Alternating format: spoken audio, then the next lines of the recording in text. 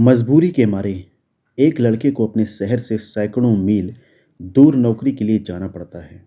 वहाँ कड़कड़ाती ठंड में कुछ दिन अपने ऑफिस में ही रहकर वो जब मकान किराए पर लेना चाहता है तो उसके साथ ही उसे पहुँचा देते हैं लाल कोठी। लाल कोठी जो बड़ी सुंदर और साफ सुथरी थी और फर्नीचर सहित वहाँ हर तरह की सुविधा मौजूद थी। फिर भी लाल कोठी लंबे समय से वीरान पड़ी हुई थी। क्यों? आइए जानते हैं इस कहानी में। एक मजबूर इंसान और जुल्म का शिकार एक आत्मा और उसकी मर्म स्पर्शी दास्तान। आइए सुनते हैं इस कहानी में। पीटर सैक्सन बहुत खुश था कि उसे नौकरी मिल गई थी। कई महीने की लगातार बेरोजगारी की वजह से जहां दूसरी समस्याएं उठ खड़ी हुई थीं, वहां बीवी की बीमारी ने भी उसे बहुत परेशान कर रखा था। पीटर को यह नौकरी इस शर्त पर मिली थी कि उसे पहाड़ी शहर नॉर्थ हिल सिटी जाना होगा। कंपनी ने उसे अपनी नॉर्थ हिल सिटी की ब्रांच में नियुक्त किया था और कहा था कि वो वहाँ फौरन रिपोर्ट करे। दिसंबर का महीना था। फ्लोरिडा के किसी वासी को नॉर्थ हिल सिटी जाना और वो भी दिसंबर के महीने में, जबकि वहाँ के बहुत से पुराने रहने वाले भी अपने बाल बच्चों को नीचे के कुछ गर्म इलाकों में भेज देते थे। अगर आम हालात होते तो पीटर कभी भी यह नौकरी स्वीकार नहीं करता, मगर मौजूदा हालात में उसके लिए यह नौकरी भी बहुत बड़ी नेमत थी।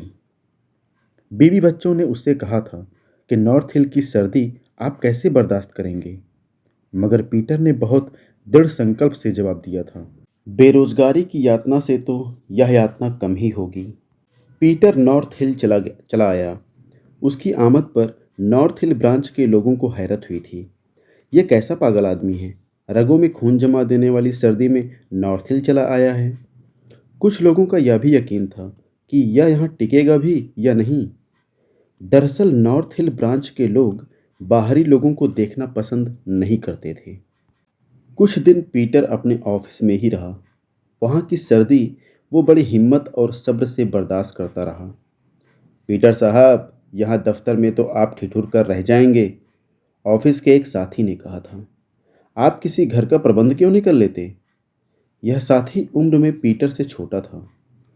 मुझे तो यहाँ के बारे में कुछ भी नहीं मालूम। अगर आप लोग मुझे गाइड करें, मेरी मदद करें तो बड़ी मेहरबानी होगी। साथी ने जरा सोचा और फिर बोला, अगर आप मैनेजर साहब से इस बारे में बात करें तो शायद कोई अच्छा नतीजा निकले। मैं उनसे ज़रूर बात करूँगा। क्या उनका कोई जाति जाति तो नहीं, फिर भी आप उनसे बात करेंगे तो वह आपको बता देंगे, साथी ने कहा। और पीटर ने मौका पाकर मैनेजर को अपनी समस्या बता दी थी। पीटर सेक्सन, हम भी यही चाहते हैं कि तुम ऑफिस से जल्द किसी मकान में शिफ्ट हो जाओ। दरअसल कुछ नजाकतें हैं। ऑफिस में किसी स्टाफ मेंबर के रहने की कोई कानूनी गुंजाइश नहीं है। हमने तुम्हें इमरजेंसी के तौर पर यह सुविधा दे रखी है। इसीलिए तो मैंने आपसे कहा है सर, आप यहाँ के पुराने रहने वाले हैं। आप मेरी कोई मदद करेंगे तो आभारी रहूँगा ज़िंदगी भर। तुम्हें फ़ौरन मकान की ज़रूरत है और किराए का मकान ढूंढने में देर लगेगी जो आपको सूट करे ऐसा मकान।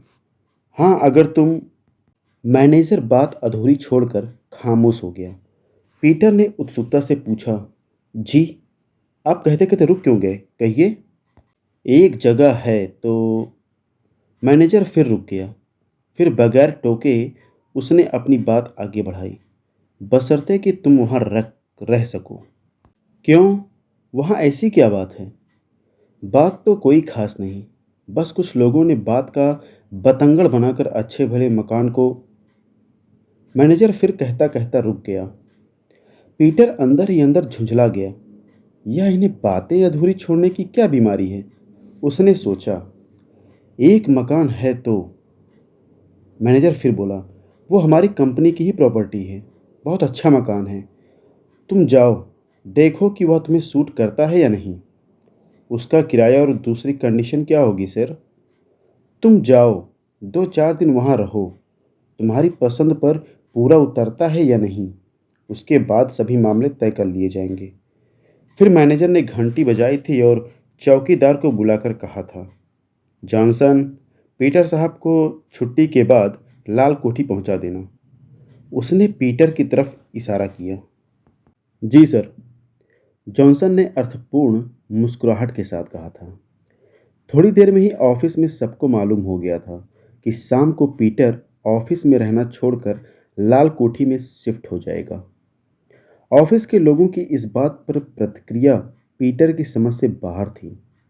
उनकी गोलमोल बातों से तो अंदाज़ा नहीं लगा सका कि मकान मिलने पर वो लोग उसे बधाइयाँ दे रहे हैं या फिर उसकी मजबूरी पर खुश हो रहे हैं। बहरहाल शाम को छुट्टी के बाद वो अपना थोड़ा सा सामान लेकर जॉनसन के साथ लाल कोठी की तरफ रवाना हो गया। लाल कोठी शहर के बाहर एक हरे भरे इलाके में स्थित थी। वह एक लंबी चौड़ी बंगले जैसी कोठी थी, मगर काफ़ी पुरानी, खराब और खस्ता हाल थी। दरवाजे पर एक गार्ड मौजूद था, जिसने जॉनसन के साथ एक अजनबी को देखकर दबी जुबान में जॉनसन से कुछ कहा। पीटर थोड़ा पीछे था। वो सुन नहीं पाया कि गार्ड ने क्या कहा। जवाब में जॉनसन ने भी कुछ कहा। उसके बाद जॉनसन ने पीटर से कहा, यह हैरी है, इस लाल कोठी का गार्ड। आप जब चाहें जो चाहें इससे काम ले सकते हैं। उसने फिर हैरी से कुछ कहा और वहां नहीं रुका। वहां से एकदम मुड़कर चल दिया। उसके जाने के बाद हैरी बोला, आओ सर, अंदर चलो, कहकर उसने पीटर का सामान उठा लिया था। अंदर से लाल कोठी बाहर के मुकाबले अविश्वसनीय रूप से अलग थी। साफ सुथरे कमरे, इस्तेमाल की सारी चीज़ें वहाँ मौजूद थीं। ऐसा लगता था जैसे कोठी अभी अभी बनाई गई हो। दरवाजों पर पर्दे पड़े हुए थे। दीवारों पर चित्रकारी की उत्कृष्ट पेंटिंग्स के नमूने लगे हुए थे। अलबत्ता सभी दीवारों पर लाल रंग किया गया था। वातावरण पर अजीब सा मातम छाया हुआ था। शायद इसी लाल रंग की वजह से इमारत का नाम लाल कोठी पड़ गया था। पीटर ने सोचा। हैरी ने पूरी कोठी उन्हें दिखा दी थी, जहां बिजली भी थी और पानी भी, गैस का कनेक्शन भी था। हैरी सब कुछ बताकर जाने के लिए मुड़ा और बोला, आप जब भी बुलाएंगे मैं हाजिर हो जाऊंगा। हैरी के जाने के बाद पीटर ने खुदा का शुक्र अदा किया कि रहने की समस्या तो हल हुई, मगर भीतर से कुछ डर रहा था। आखिर इतनी बड़ी सजी संवरी कोठी खाली क्यों पड़ी हुई थी? और आखिर ऐसी कोठी के बारे में मैनेजर ने यह क्यों कहा कि आप जाएं देखें कि आपको सूट करती है या नहीं। यहाँ कोई गड़बड़ तो नहीं है?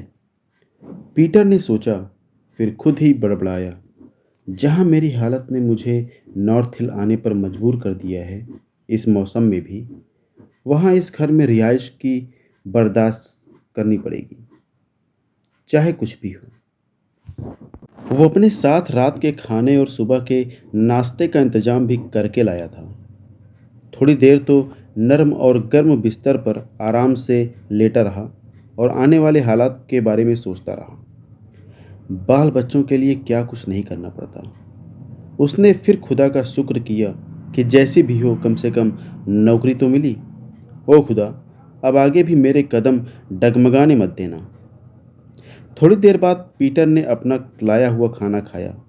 खाना खाकर वो कमरे में ही थोड़ी देर टहलता रहा, फिर बिस्तर पर जाकर सोने की तैयारी करने लगा। जहां ऑफिस के मुकाबले में सर्दी बहुत कम थी। उसने सोचा, शायद सर्दी कम होने की वजह यह है कि यहाँ सर्दी से बचने की सुविधाएं उपलब्ध हैं, या फिर यह घर चारों तरफ से बंद है, इसलिए ठंडी हवाओं से बचा हुआ है।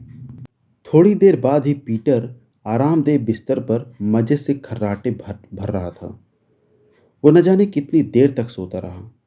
उसे इसका अच्छी तरह अंदाजा नहीं हो सका। उसे यह भी नहीं मालूम था कि उसकी आंख यूं ही खुल गई थी या उसके जागने की कोई वजह थी। तो दोस्तों, कहानी अभी तक आपको कैसी लग रही है? कमेंट करके ज़रूर बताइएगा।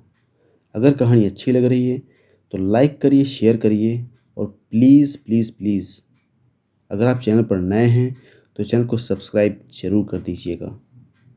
तो आइए सुनते हैं आगे की कहानी, क्योंकि कहानी में मज़ा अब आने वाला है। कुछ देर बाद ही उसे ऐसा लगा जैसे करीब ही कोई सो रहा है, सिसकियां ले लेकर रो रहा है। यह कौन रो रहा है? पीटर ने सोचा। हैरी के कहे अनुसार तो यहाँ उसके सिवा और कोई नहीं था। फिर कौन रो रहा है? पीटर का जी चाहा कि वो उठकर मालूम करे, मगर उसकी हिम्मत नहीं हुई। वो बिस्तर में दुबका रहा, लेकिन ऐसे में उसे दोबारा नींद नहीं आ रही थी। थोड़ी देर बाद रोने की आवाज़ बंद हो गई। फिर जाने कब पीटर की आंख लग गई। सुबह जागकर वो नित्य कर्मों से निवृत्त हुआ। फिर थोड़ी देर बिस्तर में दुबका रहा। फिर जब दिन अच्छी तरह निकल गया तो वह बिस्तर से उठा, नाश्ते का इरादा किया। जाने क्या सोचकर वो किचन की तरफ गया तो वहाँ चाय और कॉफ़ी का सामान भी नजर आया, और वो हैरान हो गया। जब यहाँ कोई नहीं रहता तो ये चीज़ें यहाँ किसके लिए हैं? उसने सोचा। फिर यह सोचकर उसने दिल को तसल्ली दी कि जहाँ तक कोठी अपनी जगह इतनी सजी संवरी मौजूद है, वहाँ आम चीज़ों की मौजूदगी क्या हैरत की बात है। बहरहाल उसने नाश्ता तो वही किया जो रात को वह अपने साथ लेकर आया था, मगर कॉफ़ी उसने वहाँ रखे हुए सामान से बनाई। इस बात पर भी उसने खुदा का शुक्रिया अदा किया था। जब वो ऑफिस जा रहा था तो हैरी ने उसे घूर कर देखा और बोला, सर, आप रात को ठीक से सोए ना? कोई तकलीफ़ या परेशानी तो नहीं हुई? नहीं, कोई दिक्कत कोई परेशानी नहीं हुई। हैरी ने उसके जवाब पर कोई टिप्पणी तो नहीं की, बस उसे घूर कर रह गया था। ऑफिस पहुंचने पर उसके साथियों ने इस तरह उसका हालचाल पूछा जैसे वो किसी खतरनाक जगह से जिंदा लौट आया हो। यह बात पीटर ने खास तौर पर नोट की थी, मगर उसने कुछ पूछा नहीं। बस नॉर्मल ढंग से कहा, जी हाँ, ठीक ठाक हूँ, खुदा का शुक्र है। यहाँ के मुकाबले वहाँ सर्दी बहुत कम थी। उसने जानबूझकर किसी के रोने की आवाज़ का जिक्र नहीं किया। एक बार मैनेजर ने भी उससे फॉर्मल तौर पर पूछा, कैसा लगा तुम्हें वो मकान? ठीक ही है, पीटर ने भी सरसरी सा जवाब दिया, बस यहाँ से कुछ दूर है। उस दिन शाम को वह ऑफिस से लाल कोठी पहुंचा तो उसके पास खाने पीने की कुछ तैयार चीज़ों के अलावा पकाकर खाने की भी चीज़ें थीं। उसका ख्याल था कि जब खाना पकाने की सुविधा उपलब्ध है तो क्यों ना उसका फ़ायदा उठाकर कुछ पैसों की बचत ही कर ली जाए। लाल कोठी पहुंचते पहुंचते अच्छा खासा अंधेरा हो गया था। सर, मैंने सोचा था आज आप नहीं आएंगे, हैरी ने उसे देखकर कहा था।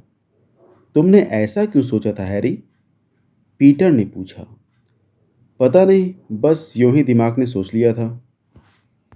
पीटर जब अंदर दाखिल हुआ तो उसे लगा जैसे उसके कमरे से एक साया निकलकर दूसरे कमरे की तरफ चला गया हो। जरा सी देर के लिए वो कुछ सहम गया, मगर जल्दी ही उसने खुद पर काबू पा लिया। कमरे में दाखिल होकर उसने स्विच ऑन किया तो उसने महसूस किया कि कमरे की हालत में कुछ तब्दीली आ गई है। कैसी तब्दीली?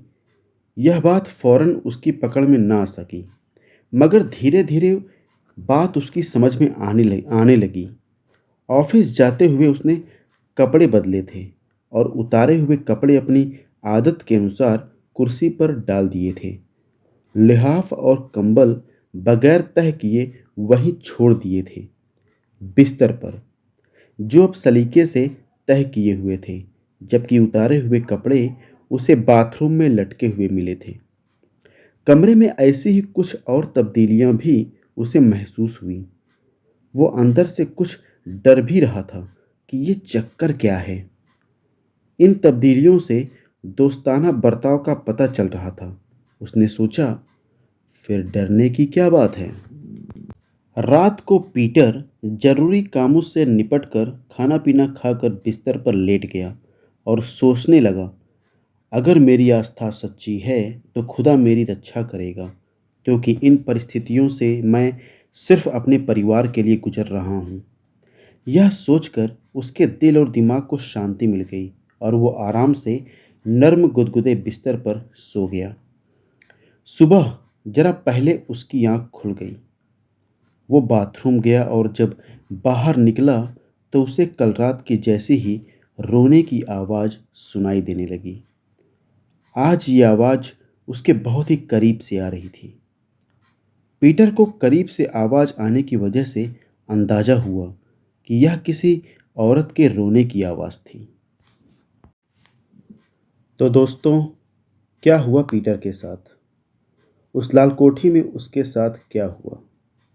इस कहानी में आगे क्या हुआ? कौन थी वो आत्मा? जानते हैं इस कहानी के अगले भाग में। अभी तक आप लोगों को कहानी कैसी लग रही है कमेंट करके ज़रूर बताइएगा। कहानी अच्छी लगे तो लाइक करिए, शेयर करिए। अगर आप चैनल पर नए हैं तो चैनल को सब्सक्राइब करना ना भूलिएगा। तो मिलते हैं इस कहानी के अगले भाग में। तब तक के लिए जय वीर बालाजी।